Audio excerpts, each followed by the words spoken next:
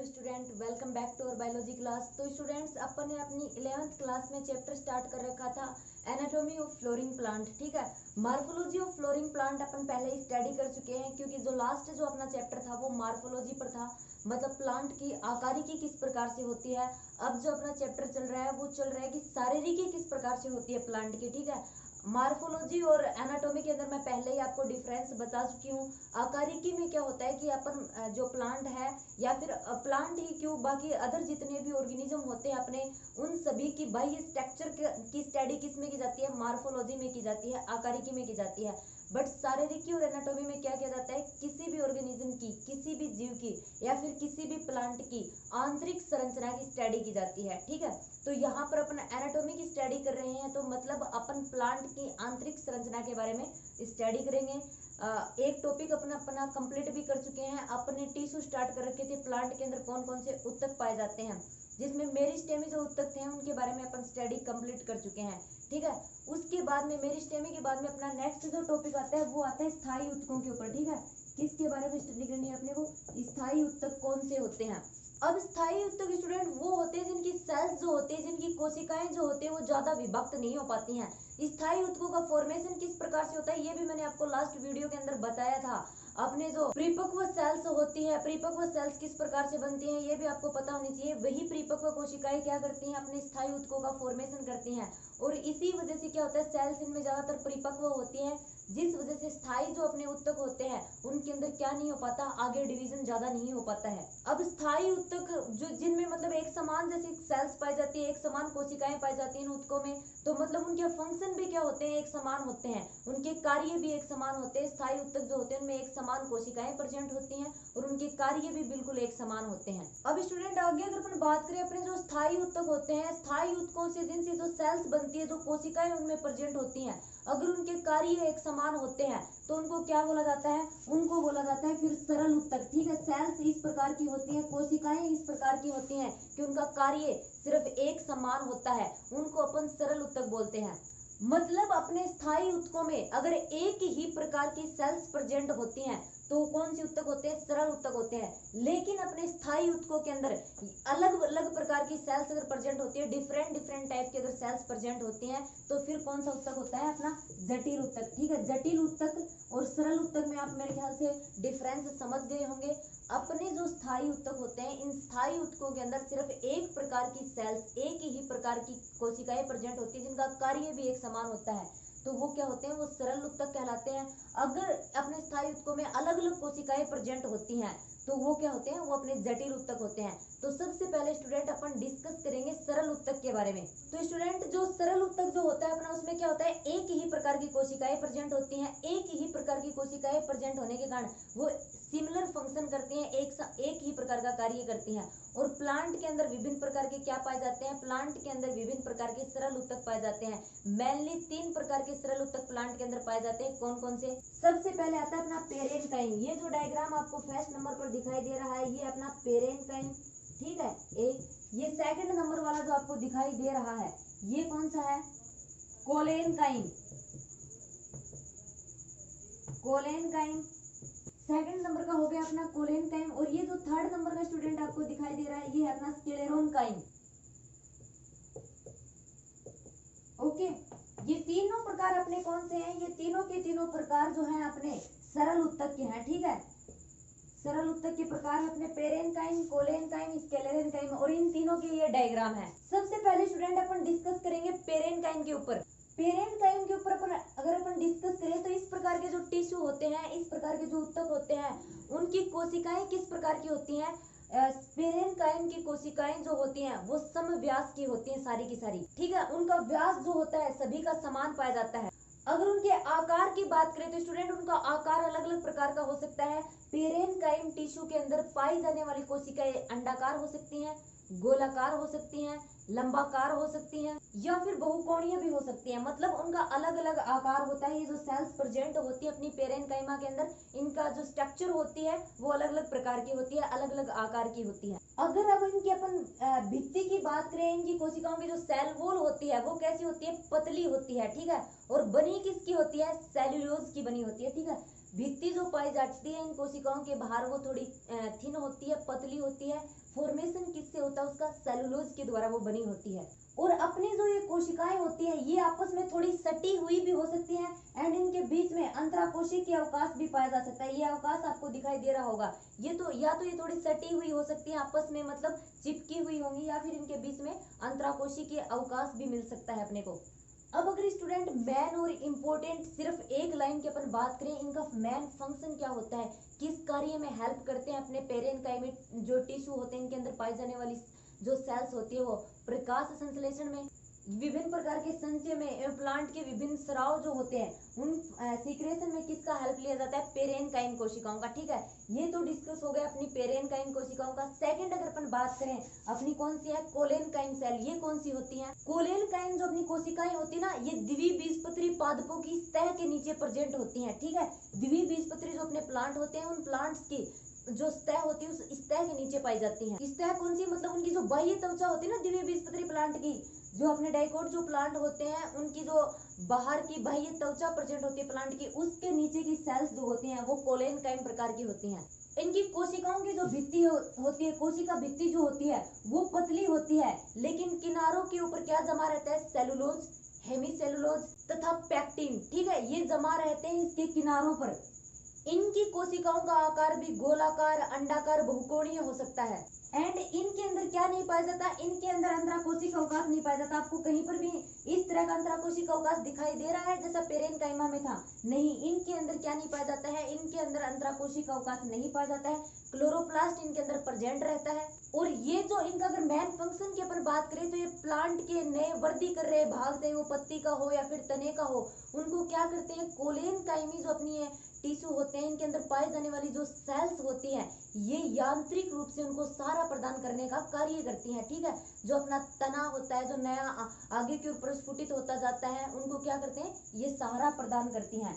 ठीक है स्टूडेंट, अगर नेक्स्ट अपन बात करें स्क्लेरेनकाइमा कौन सी होती हैं, तो इनकी जो कोशिका भित्ति होती है वो थोड़ी मोटी होती है। और किसका जमाव पाया जाता है? लिग्निन का जमाव पाया जाता है। अगर कोशिकाओं की बात करें तो कोशिकाएं क्या होती है? कोशिकाएं लंबी होती हैं और संकरी होती हैं। ठीक है, स्पेस ज्यादा नहीं होता, संकरी होती हैं ये आपस में। और इसकी जो कोशिकाएं होती है ना, इसकी कोशिकाओं में से गर्त पाए जाते हैं, गड्ढे से स्थित रहते हैं। और इनके अंदर ये कोशिकाएं जो होती है ना, इनमें क्या नहीं पाया जाता? प्रोटोप्लास्ट नहीं पाया जाता, ज्यादातर मर्त अवस्था में होती हैं। और अपनी जो ये स्क्लेरेनकाइमा होती है ना, इनकी संरचना में, इनके उद्भव में विभिन्नता पाई जाती है, जिसके बेस पर अपने स्क्लेरेनकाइमा जो होती है ये अलग अलग प्रकार की होती है। मतलब किस बेस पर इनका उद्भव हुआ है, इनकी स्ट्रक्चर किस प्रकार की, इस प्रकार से अलग अलग हो सकती है। अगर तंतु जैसी है तो ये तंतु में कहलाएगी, या फिर स्क्लेरॉइड टाइप की भी हो सकती है।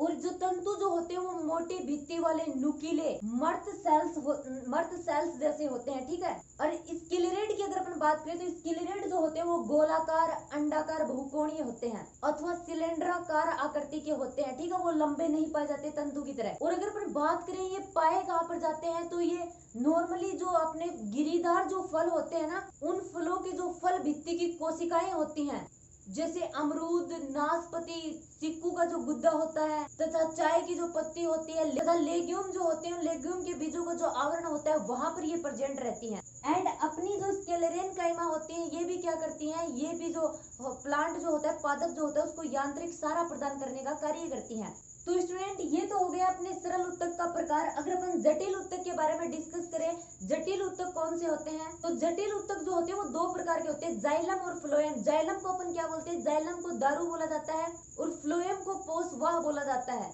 जाइलम जो होता है वो अपना दो प्रकार का होता है, प्रोटोजाइलम और मेटाजाइलम। फ्लोएम भी अपना दो प्रकार का होता है, प्रोटोफ्लोएम और मेटाफ्लोएम। ठीक है, पहले अपन इनका डायग्राम बना लेते हैं, फिर अपन देखते हैं कि क्या कुछ पाया जाता है और इनकी स्ट्रक्चर किस प्रकार की होती है।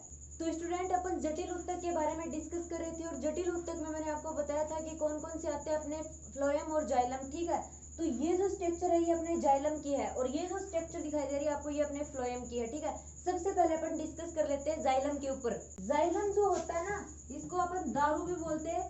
जाइलम किसके द्वारा बना होता है? इसके अब जाइलम किस प्रकार के सेल्स से मिलकर बना होता है? इसमें इसके अंदर वाहिनिका, वाहिका, जाइलम पेरेनकाइमा, जिसको अपन जाइलम पेरेनकाइमा को अपन क्या बोलते हैं?